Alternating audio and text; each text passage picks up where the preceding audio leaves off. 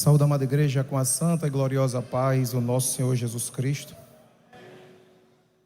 Culto da família, culto em que nós pensamos um pouco mais como está o nosso relacionamento com Deus e com os nossos. Hoje me dado a honra de estar aqui, trazendo de Deus para vocês aquilo que Ele colocou no meu coração. E a leitura que eu quero fazer com os irmãos se encontra no livro de Gênesis. Gênesis capítulo 11, a partir do versículo 26, iremos ler até Gênesis 12, até o versículo 2. Gênesis capítulo 11, a partir do versículo 26. É a história do nosso patriarca Abraão e a sua família. E quantas coisas nós podemos aprender dentro da história de um homem conhecido como amigo de Deus. E a palavra de Deus nos diz assim, versículo 26 do capítulo 11 de Gênesis: E viveu Terá 70 anos e gerou a Abrão, a Naor e a Arã. E estas são as gerações de Terá. Terá gerou a Abrão, a Naor e a Arã, e Arã gerou a Ló. E a morte de Arã, estando seu pai Terá ainda vivo, na terra do seu nascimento em Ur dos Caldeus. E tomaram Abrão e Naor mulheres para si. O nome da mulher de Abrão era Sarai, e o nome da mulher de Naor era Milca, filha de Arã, pai de Milca e pai de Iscar. E Sarai foi estéril e não tinha filhos. E tomou Terá Abrão, seu filho, e a Ló, filho de Arã, filho de seu filho, e a Sarai, sua nora, mulher de seu filho Abrão, e saiu com eles de Ur dos Caldeus para a terra de Canaã. E vieram até Arã e habitaram ali. Versículo 32. E foram os dias de Terá 205 anos, e morreu Terá em Arã. Gênesis 12, 1 e 2. Ora, o Senhor disse a Abrão: sai da tua terra e da tua parentela, e da casa de teu pai, para a terra que eu te mostrarei. E far-te-ei uma grande nação, e abençoar-te-ei, e engrandecerei o teu nome, e tu serás uma bênção. A história de Abraão aparece pela primeira vez no livro de Gênesis, após o que aconteceu na Torre de Babel, tendo como seu pai Terá. Observamos que a família de Terá, composta pelos seus 3 filhos, Abrão, Naor e Arã, habitavam na terra de Ur. Era uma família próspera e feliz. Mas havia um problema. Terá adorava outros deuses. Alguns estudos dizem que ele é construtor de ídolos, era um rico comerciante daquele local. E a palavra de Deus nos mostra nesse começo que Terá colocou no seu coração que deveria migrar, que deveria ir até a terra de Canaã, deixando a terra de Ur. E no meio do caminho, o seu filho Arã morre, o seu filho mais velho. E a gente começa a observar aqui o dilema da vida de Terá, porque após a morte do seu filho, ele ainda em migração, ele chega a uma cidade chamada Arã, que era o nome do seu filho. Terá estava tentando fugir dos problemas, Terá estava tentando fugir dos traumas, Terá estava tentando fugir daquilo que mais lhe afligia, a lembrança do seu filho na terra dos caldeus. E quando ele chega naquela terra que tem por nome do seu filho, as forças de Terá se esvaíam de vez, e ele desiste de ir à terra de Canaã. Essa primeira história da Bíblia, que nos conta um enredo, um pré-enredo da história de Abrão, nos mostra que a família de Abrão já começa dentro de um grande dilema da morte de um parente muito próximo e querido. E Terá vai viver 205 anos naquele lugar e não mais sairá. Mas Deus precisava dar procedimento ao projeto da família que ele começou lá em Adão. O projeto que começou com Adão, que depois passou para Noé, era necessário dar continuidade. E Deus apresenta esse projeto à vida de Abrão quando ele chega em versículo 1 do capítulo 12 e manda que ele saia da terra de seu pai, que saia do convívio do seu pai. Quando a gente começa a observar a história de Abrão, daria para escrever milhares de sermões, milhares de pregações, milhares de ensinamentos nós poderíamos tirar. Abrão, vamos falar Abrão porque ele ainda não é Abraão, é conhecido como pai genético de muitas nações e pai espiritual de muitos outros, como nós cristãos.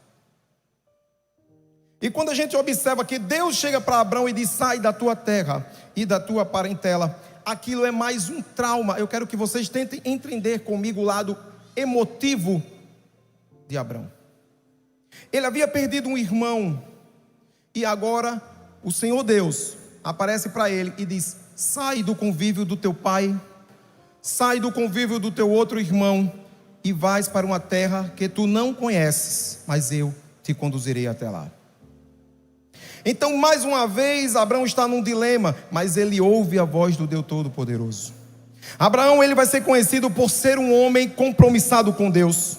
Abraão, ele vai ser conhecido por ter suas falhas, por em alguns momentos demonstrar impaciência, como a gente vai falar aqui. Mas Abraão era um homem conhecido como amigo de Deus, porque apesar de tudo, ele não saiu debaixo da promessa que Deus fez a ele naquele dia. Aleluia, glória a Deus. E ele sai daquele lugar e ele deixa o seu pai e ruma com o seu sobrinho Ló para um outro lugar. E Deus é tão maravilhoso, amados irmãos, que quando Ele faz uma promessa em nossas vidas, que nós às vezes possamos titubear ou sentir que talvez possa ser a voz de Deus, Ele nos conforta. Ele chega para nós e diz: sou eu que estou te abençoando, sou eu que estou prometendo. Fica firme, não desistes, porque não importa o que venha acontecer, eu farei cumprir a minha palavra sobre a tua vida. E a gente vai observar isso logo no capítulo 12, a gente vai falar hoje de promessa. No capítulo 12, no versículo 2, ele já promete a Abrão que engrandeceria o seu nome e que ele seria uma bênção. No versículo 7, ele mais uma vez reafirma: ei, a tua semente darei esta terra. E Abrão edificou um altar ao Senhor naquele lugar em que o Senhor lhe aparecera. Obrigado, querido. Observe que a promessa de Deus, quando está sobre as nossas vidas, por momentos mais difíceis que possamos estar passando, Ele sempre chega para relembrar: eu te prometi, eu vou cumprir, eu vou fazer aquilo que vai se acontecer na tua vida, apenas cumpre o meu chamado. E a gente vai seguindo na história. Observe que dentro do capítulo 12 vão acontecer várias situações em que Abrão vai ser colocado em xeque dentro da promessa de Deus. Quando a gente vai seguindo no versículo 10, acontece uma grande fome. Eu queria que os irmãos ficassem com as Bíblias abertas para que a gente fosse transcorrendo dentro da história de Abrão e logo depois Abraão. E a gente observa no versículo 10, a palavra de Deus nos diz que havia uma fome naquela terra e desceu Abrão ao Egito para peregrinar ali, porque a fome era grande. Nós conhecemos o Egito por ser conhecido como uma terra hostil, uma terra estranha, uma terra onde reina o pecado, vamos assim dizer, uma terra onde o povo de Deus ficou cativo muitos anos. Mas Abrão, você pode me perguntar, irmão Adriel, mas por que Abrão passou fome se ele estava debaixo da promessa de Deus? Nós precisamos entender que muitas vezes o Senhor testa a nossa fé, que muitas vezes o Senhor testa a nossa capacidade de crer naquilo que é impossível, que muitas vezes o Senhor testa a nossa possibilidade de crer que aquilo que está além dos nossos alcances, para provar que nós devemos permanecer no nosso lugar. Porque se Ele te colocar no Egito, se Ele te colocar na prova, se Ele te colocar numa terra hostil, Ele é Deus para te abençoar naquele lugar. Aleluia, glória a Deus. E ele desce para o Egito sem questionar a Deus. E a gente vai observando o transcorrer da história, que Abraão era um homem rico. Abrão era um homem rico. Mas quando ele sai do Egito, ele sai mais rico ainda. O versículo 20 vai dizer: e Faraó deu ordem aos seus varões a seu respeito, e acompanharam-no a ele, a sua mulher e a tudo que ele tinha. Abraão sai do Egito mais próspero do que ele havia entrado. Então não tenha medo se você está no Egito, não tenha medo se você está no deserto, você vai sair melhor do que você entrou. Aleluia, glória a Deus.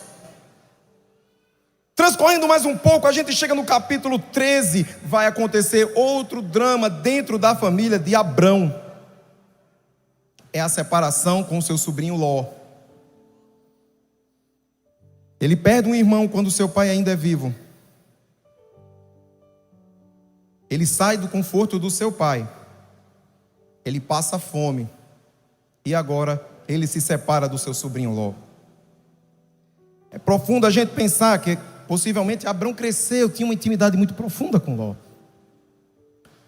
Mas ao ver aquela separação entre as campinas e as terras de Canaã, o seu filho escolhe a melhor terra, e Abrão fica com aquela terra que a princípio parecia não ser tão próspera.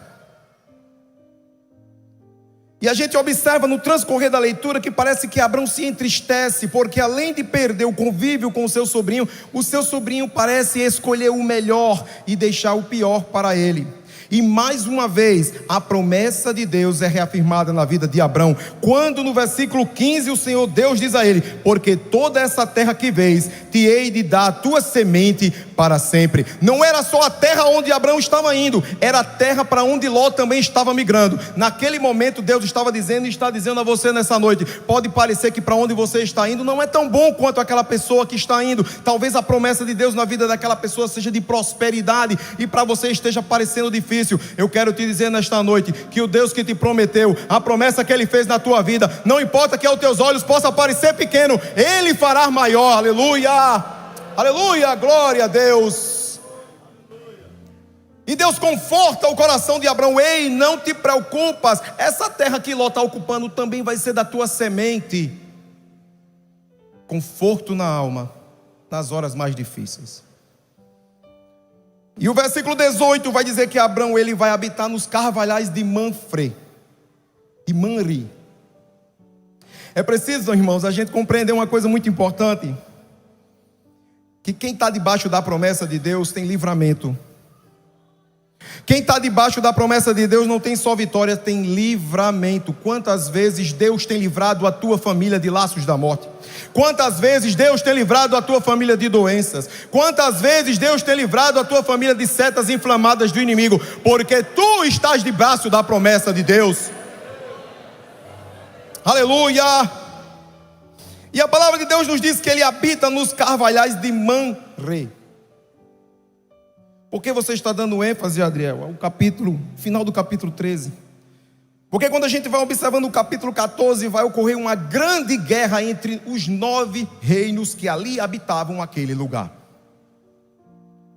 Versículo 1 e versículo 2 vai fazer a enumeração desses reinos. Eu vou só citá-los: Sinar, Elazar, Elão, Goim, Sodoma, Gomorra, Adimá, Zeboim e Zoar. Observe que Abrão estava no meio daqueles reinos. E apesar de todos estarem em guerra, e apesar de todos estarem em batalha, Abrão estava debaixo das asas do Onipotente. Abrão estava debaixo da sombra do Todo-Poderoso. Abrão acordava, Abrão comia, Abrão ria, Abrão dormia, e o povo lá em guerra, e nada atingiu a sua casa, porque ele estava debaixo da promessa. Aleluia, glória a Deus, tão pertinho. Ele estava em Hebrom, é terra vizinha, e ele nem ouviu falar do que estava acontecendo. Está entendendo, crente? Você pode estar pensando que está difícil para você, mas tem uma batalha espiritual tentando destruir a sua casa, mas o teu Deus tem te guardado debaixo de sua mão. Aleluia, grande Deus.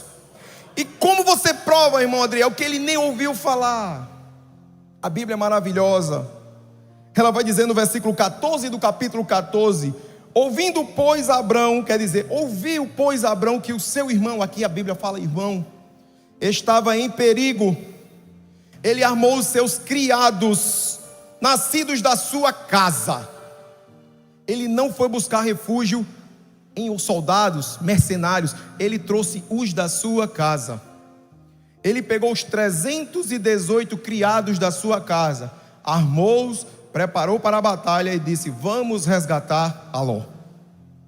Isso prova, a relação de Ló com Abrão, como era afetiva. E ele vai ao encontro de Kedaloer, que é o nome de um daqueles reis que havia dominado os outros reinos, e vence o exército inimigo. E a palavra de Deus vai nos dizer no versículo 16: e tornou a trazer toda a fazenda, e a trazer também a Ló, seu irmão, sua fazenda, mulheres e o povo que estava com ele. 318 venceram um exército completo. E esses 318 eram homens da família de Abrão. Eram homens próximos a ele. Ele não foi buscar fora.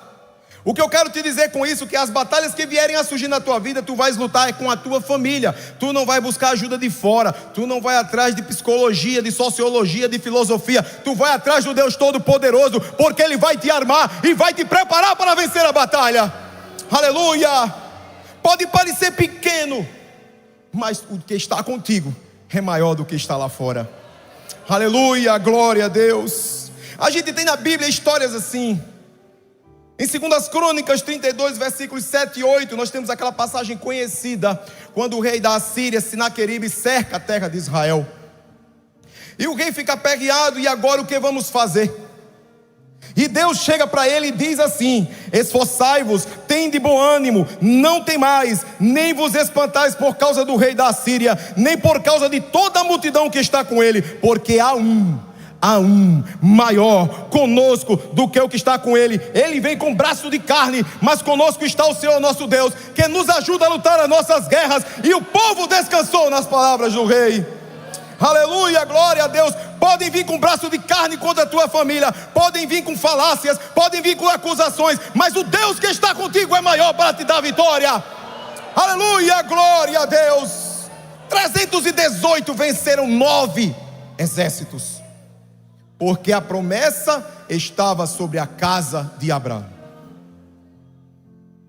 E a gente segue na história, capítulo 15, a epígrafe do texto diz: Deus anima Abraão e promete-lhe um filho. Aqui vai acontecer uma coisa diferente.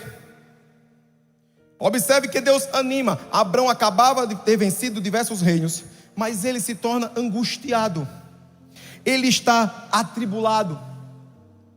E Deus nota, Deus conhece, irmãos, os nossos corações. Às vezes nós estamos rindo por fora, mas só Deus sabe como é que a gente está por dentro.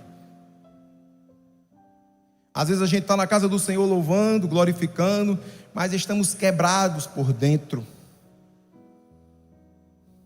Aleluia, glória a Deus. Mas eu quero te dizer nesta noite que Deus te anima.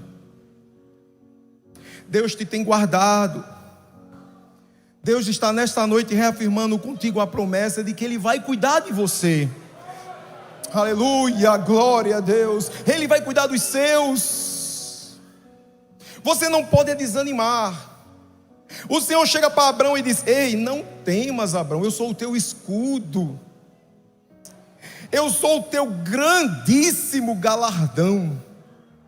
Aleluia, glória a Deus. Tu está compreendendo?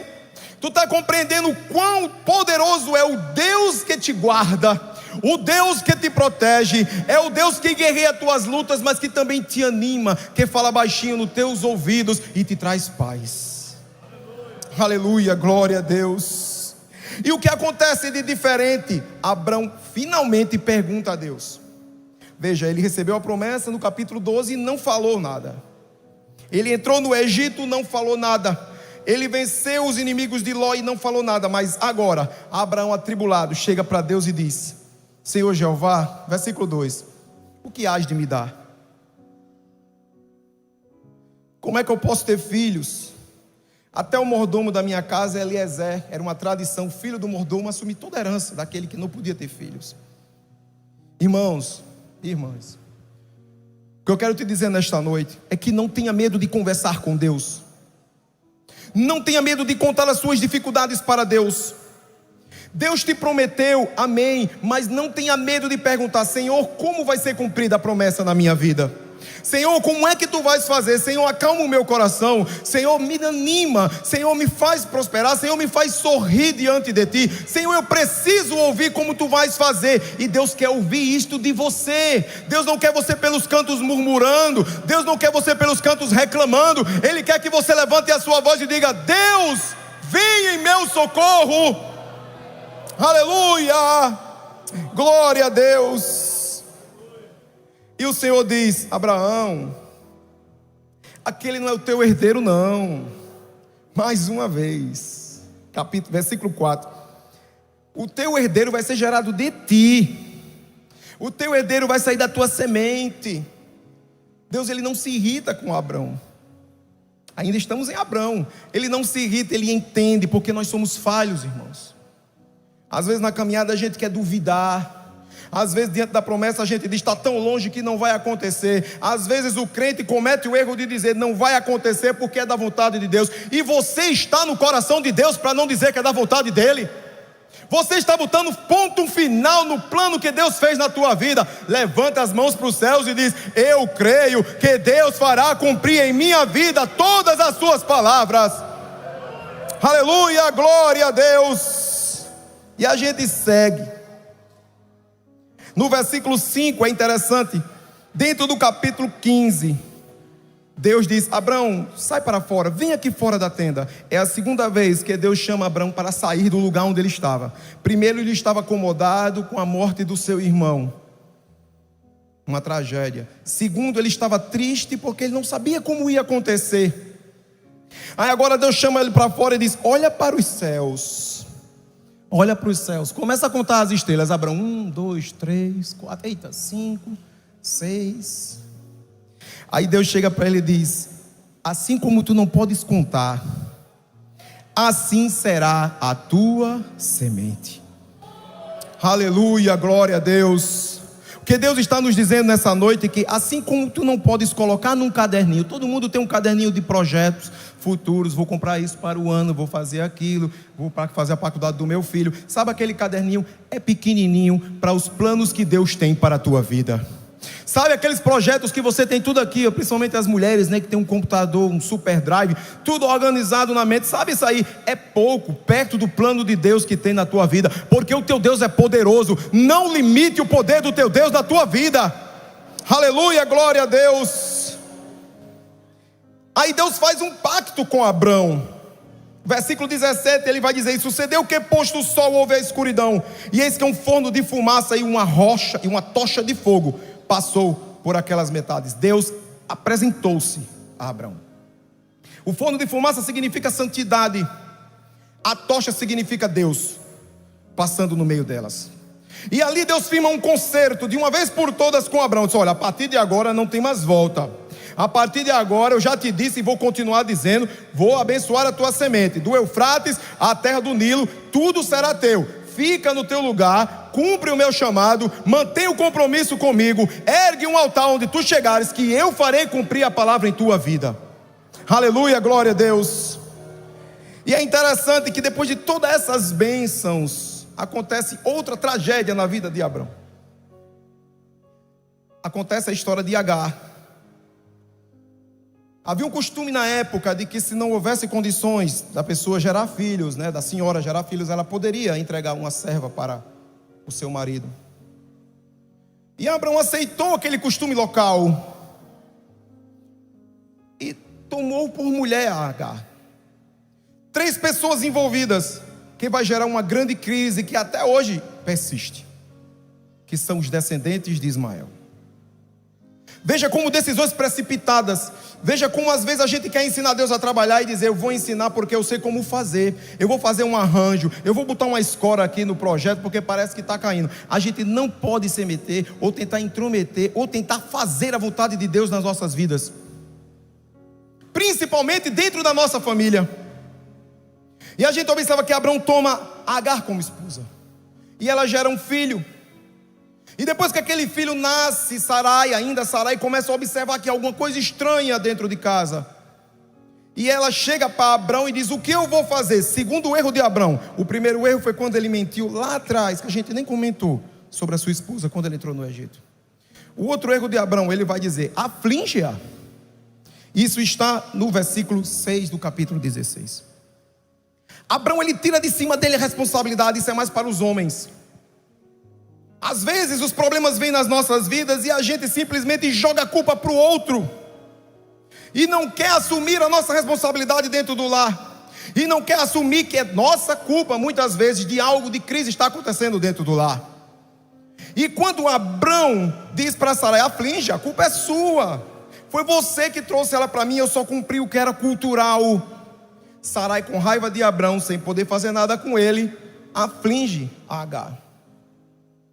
desconta nos outros um problema que era entre ela e o marido. Isso agora é para as mulheres. A gente não pode querer descontar nos outros aquilo que a gente tem que resolver, aquilo que a gente tem que colocar em pratos limpos, o famoso diálogo, a famosa conversa, a famosa comunicação dentro do lar. E Sarai desconta em Agar, e Agar comete o terceiro erro, ela foge. Abrão culpa Sarai, Sarai aflige Agar, Agar foge dos problemas. Dentro de uma casa, 3 pessoas cometendo erros. Isso vai gerar uma crise terrível. Mas Deus, que é todo poderoso, a palavra de Deus vai nos dizer em Romanos 8:28, que todas as coisas cooperam para o bem daqueles que amam a Deus e que são chamados pelo seu decreto. Havia um chamado para a família de Abrão. Havia uma promessa sobre a vida de Abrão. Era preciso consertar. Fugiu das suas rédeas, fugiu do seu controle. Um anjo vai falar com Agar, traz ela de volta. E no último versículo do capítulo 16, a 4ª palavra diz: deu Ismael a Abrão paz. Resolveu a crise. Houve uma conversa. E a gente vai seguindo, veja, no capítulo 17, Deus vai mudar o nome de Abrão para Abraão. Mas observe que Deus só vai fazer novamente a afirmação da promessa sobre a vida de Abrão depois que ele conserta a crise que havia sido instituída na história de Agar. Depois que essa crise é reconsertada, Deus chega no versículo 2 e diz: porei o meu conserto entre mim e ti, e multiplicarei grandissimamente. Mais uma vez a promessa de Deus sobre a vida de Abraão agora: será o teu nome, porque por pai de multidão das nações te tenho posto, e te farei frutificar grandissimamente, e te farei nações, e reis sairão de ti. Mais uma vez a promessa, e essa promessa cabe para nós hoje, porque no momento em que foi feita essa promessa, hoje estamos aqui como família de Deus, porque através da promessa que foi feita na vida de Abraão, agora Abraão, nós somos co-herdeiros, cidadãos do céu. Efésios 2:19 vai dizer: porquanto vós que já eram estrangeiros e forasteiros, agora são co-cidadãos dos santos e membros da família de Deus. Aleluia, glória a Deus. Somos membros da família de Deus. Por isso que chamamos Ele de Pai, por isso que chamamos Ele de Papai, por isso que o Espírito Santo caminha por entre esse templo, por isso que Jesus se faz presente em nossas vidas, porque através da promessa que foi feita a Abraão, hoje nós somos famílias de Deus. Aleluia, glória a Deus. Promessa de Deus. Aí até agora a gente só falou de Abraão, mas a promessa também recai sobre Sarai. Ainda dentro do capítulo 17, nós vamos ver a mudança de Sarai para Sara. E a palavra de Deus vai dizer no versículo 16, que ele diz a Sarai: e abençoarei e serás mãe de nações, reis e povos sairão dela. Então, minha amada irmã, a promessa que Deus fez ao seu marido também respalda você. Então, meu amado irmão, a promessa que Deus fez para a sua esposa também caberá a você, porque vocês são uma família, e o projeto de Deus, ele é entrelaçado, e a família, ela é ligada, porque tem um cordão de 3 dobras com o Espírito Santo no meio, e é por isso que você é abençoado, porque alguém foi prometido, alguém recebeu uma promessa de Deus, e assim a tua família prosperará. Aleluia, glória a Deus. E a gente segue na história, para chegar na parte final. O tempo nos manda ser prudente. Depois de tudo passado, depois de todas as dificuldades que Abrão havia encontrado, chega o momento da prova final. Ainda rememorizando aqui a história de Sara, quando os anjos chegam para ela e perguntam: por que ris? Ela diz: não, eu não estou rindo. Por acaso duvidas, irmãos? Dentro da família, às vezes, a gente sente dificuldade de dizer eu creio. Às vezes o problema é tão grande que a gente diz: irmão, eu creio. Falta firmeza, falta força, falta fé. Em Mateus capítulo 9, versículos 28 e 29, tem uma passagem bem interessante que fala exatamente de fé. Quando Jesus está caminhando e 2 cegos o abordam e dizem: Jesus, filho de Davi, tem misericórdia de mim. E Jesus continua andando, e ao chegar na casa, ele chega para aqueles 2 cegos e diz: credes que eu posso fazer isso? Nesta noite Deus está te dizendo: tu credes que eu posso restaurar a tua casa? Tu credes que eu posso curar? Tu credes que eu posso abençoar? Tu credes realmente que eu posso fazer tudo novo, ou tu diz da boca para fora? Tu credes realmente que eu posso fazer na tua vida um milagre? E aqueles cegos disseram: sim, Senhor. Aleluia, glória a Deus. E a palavra de Deus vai nos dizer que o Senhor disse para eles: seja feito segundo a vossa fé. Então não coloque no seu coração dúvidas quanto àquilo que Deus pode trazer para você. Não tenha medo de perguntar a Deus aquilo que Ele tem para fazer por você. Faça perguntas para Deus. Coloque Deus dentro do seu problema. Coloque Deus dentro da sua crise. Pergunte a Deus assim: Senhor, este dia que está sendo tão difícil para mim, será que seria difícil para ti? Senhor, o meu casamento seria difícil para ti restaurar? Senhor, este problema de comunicação dentro do meu lar, que é tão difícil para mim, seria tão difícil para ti? Traga Jesus para dentro da sua casa, traga Jesus para dentro do seu lar, e você vai sentir que Ele vai te responder, e você vai sentir que Ele vai trazer socorro, e você vai sentir que Ele vai trazer resposta, e você vai sentir a mão de Deus poderosa, porque o que Ele quer é te usar, Ele quer te abençoar, Ele quer te fazer florescer, mas é necessário você se desenvolver diante de Deus e perguntar: Senhor, toma conta da minha vida. Aleluia, glória a Deus. E no capítulo 22 acontece, já estou terminando, pastor. No capítulo 22 acontece o grande dilema da vida de Abraão. No versículo 2 vai dizer: toma agora o teu filho, teu único filho Isaque, a quem amas, e vai-te à terra de Moriá e oferece-o ali em holocausto, sobre uma montanha, sobre uma das montanhas que eu te direi. Único filho, a quem amas, oferece-o. Que manhã difícil.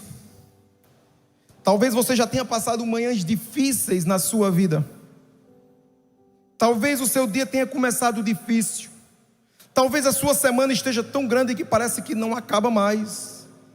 Talvez o mês que você entrou está tão grande que parece que não vai acabar mais. Parece que aquela luta não passa. Parece que essa manhã nunca acaba. E essa manhã chegou na vida de Abraão.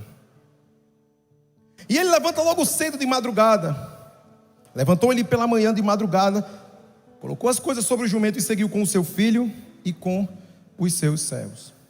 Amados irmãos, são 80 quilômetros de Betesda, onde Abraão estava, até o Monte Moriá. Foram 3 dias. 3 dias de aflição. Se coloque no lugar de Abraão agora neste momento. 3 dias ele andando com o filho, e olhando para o filho dizendo: meu Deus, como será? 3 dias Abraão dentro dele mesmo, sem poder dizer nada a ninguém, mas ele sabia o que Deus havia falado para ele.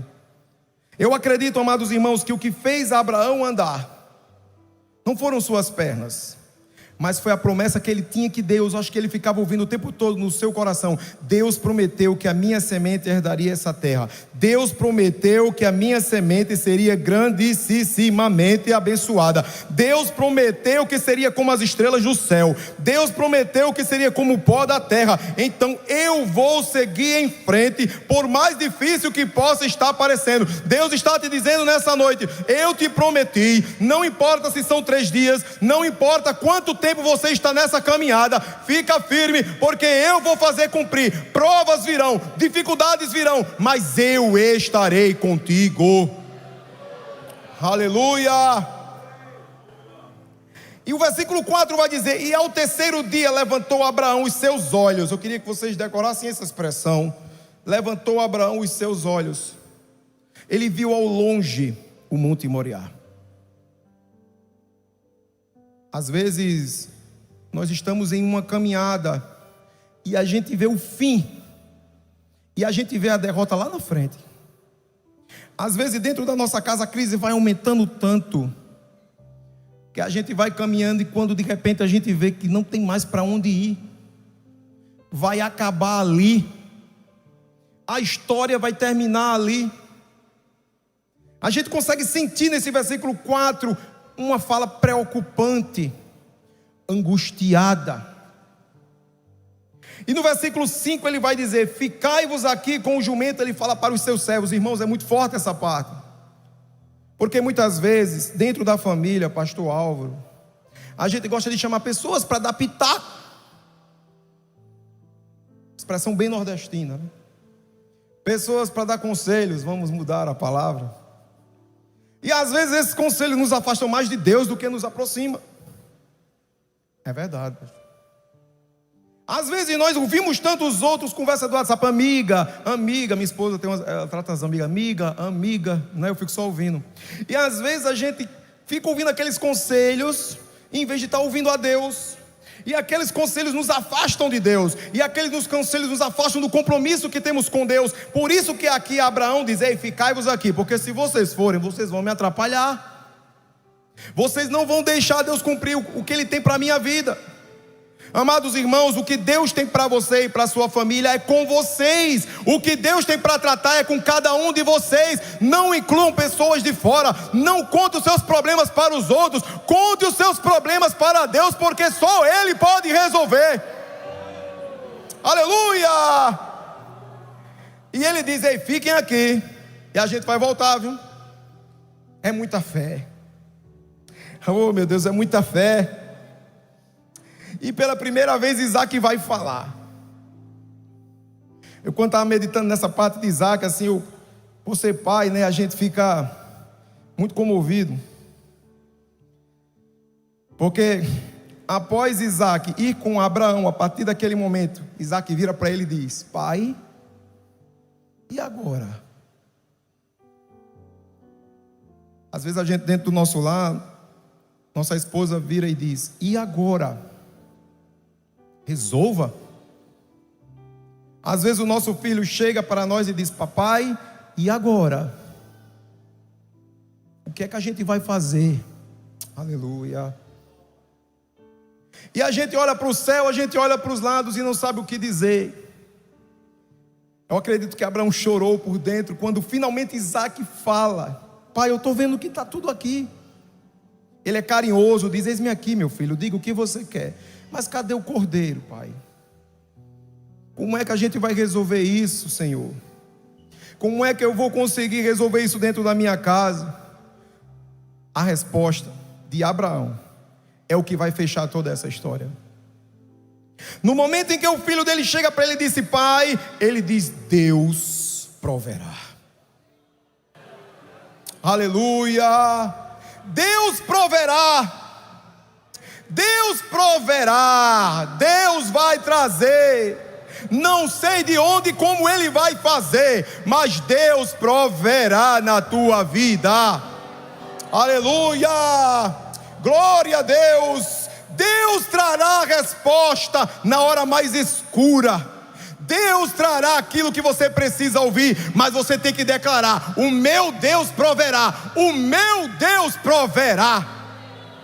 Aleluia. E o filho, ó, show, parou.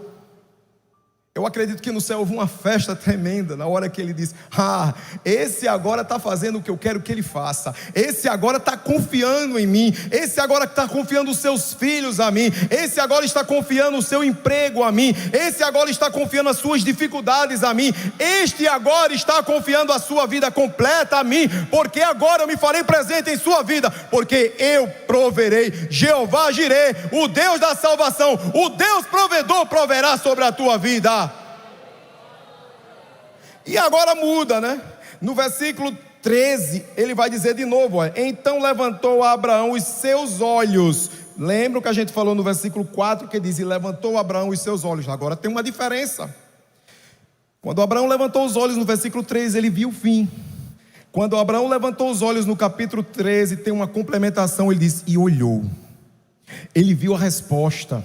O que antes estava tenebroso e escuro, ele agora viu a resposta. Na hora que ele disse, Deus proverá, a resposta apareceu. O cordeiro estava engalhado ali entre os galhos, e ele trouxe, o sacrificou. Deus o abençoou, e naquele monte mais uma vez foi reafirmada a promessa na vida de Abraão e dos seus. E ele vai concluir dizendo, deveras te abençoarei grandissimamente, multiplicarei a tua semente como as estrelas e como a areia da praia, e possuirás a porta dos teus inimigos. Deveras Deus te abençoará. É preciso que você entregue tudo nas mãos do Senhor. Nessa passagem que nós lemos, por 10 vezes Abraão foi reafirmado a sua promessa sobre o que Deus tinha na vida dele. E nesta noite eu quero te dizer, se você é uma família debaixo da promessa de Deus, Deus te abençoará. Se a tua família está debaixo da promessa de Deus, Deus abençoará. Se a tua família está debaixo da promessa de Deus, Deus te abençoará. Coral, se a tua família está debaixo da promessa de Deus, Deus te abençoará. Jovens, se a vossa família estiver debaixo da promessa de Deus, Deus vos abençoará. Que Deus vos abençoe, que a graça do Senhor esteja sobre a sua vida, e que você fique no seu lugar, porque o Deus do céu proverá a resposta no tempo certo. Amém.